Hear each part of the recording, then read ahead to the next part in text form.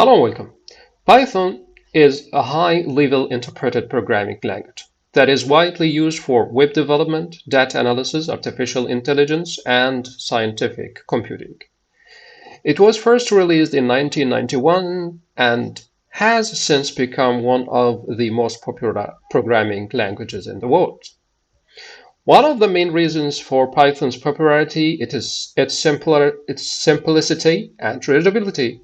Python code is easy to write and understand, making it a great choice for beginners and experienced programmers alike. It has a large and active community of users and developers who contribute to a wealth of libraries and frameworks that can be leveraged to build powerful applications. Python lessons typically cover the fundamentals of the language, including syntax, data types, and control structures.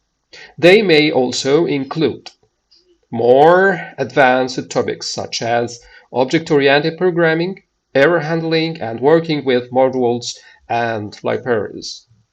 Whether you are a beginner looking to learn your first programming language or an experienced programmer looking to expand your skills, Python lessons can help you achieve your goals.